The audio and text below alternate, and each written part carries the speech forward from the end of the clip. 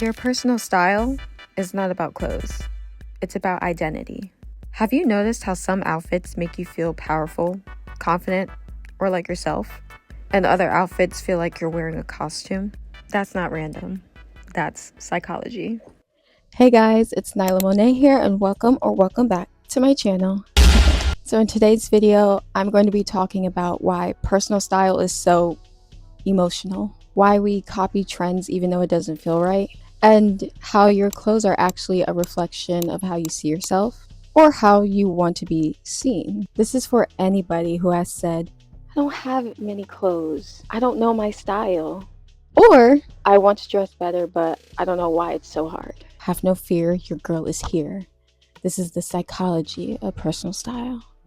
Let's begin. Clothes as identity signals. Psychologists say humans are constantly sending identity signals, even when we're not trying to. Within your clothes tell people how creative you are, how much you value comfort versus structure, whether you want to blend in or stand out, how safe or confident you feel within your body. And the wild part, a lot of these signals are subconscious. For example, oversized clothes can feel like protection. Tight or structured clothing can feel like you have control. Bright colors can feel like visibility. And neutrals can feel safe or sophisticated. You see where I'm going here? So when someone says, I'm just throwing something on, that outfit still says something, even to yourself. That's why certain outfits can change your posture, your mood, your confidence. You're literally reinforcing identity every time that you dress up.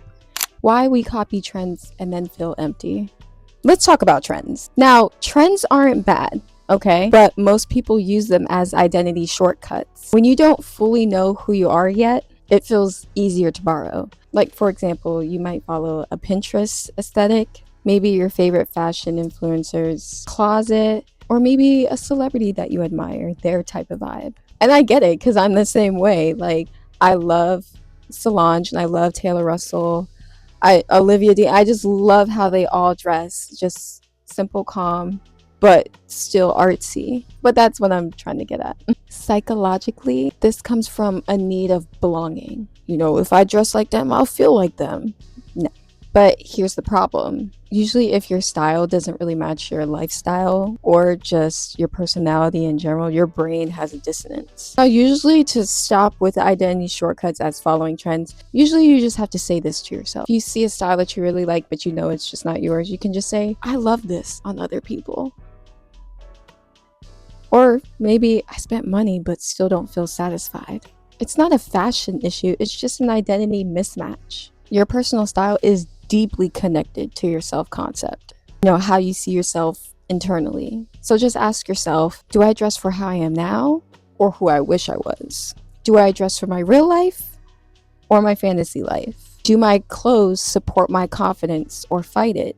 And you know, a lot of people dress for the future version of themselves. You have people that say, oh, I'll wear this when I lose weight. Or maybe when my life is more exciting. Maybe when I'm more confident. But psychology shows you that identity is built through repetition, not waiting. When you dress yourself now, you reinforce that self-trust. When you dress for a fantasy that you're picturing for yourself, it just creates more pressure for you. And then next thing you know, that's when you're just like, oh, I'm just wearing whatever, I don't care. You see, it just overwhelms yourself. Now you're overstimulated and yelling at me. It will feel easier when you stop asking, is this trendy? And start asking, does this feel aligned? Why style changes during life shifts. Ever notice how your style changes after a breakup? Maybe a graduation, maybe you're moving to a new city, healing, a burnout. That's because style is a mirror of internal change. When your identity shifts, your clothes feel outdated, kind of more like an emotional clutter. So you're not bad at fashion, you're just evolving. Psychologically, changing your style can be a form of closure, self-redefinition, and just reclaiming control. Honestly, I think that's why closet cleanouts feel emotional, because whenever I'm, selling my clothes off Depop or just sending them to Goodwill, I just have this emotional attachment of just the past versions of myself that are attached to these clothes. But it's a good thing because it's just more of letting that version of yourself go to somebody else. And finally, how to build a style that feels like you. Instead of chasing aesthetics, try this mindset, okay? Think in feelings, not outfits.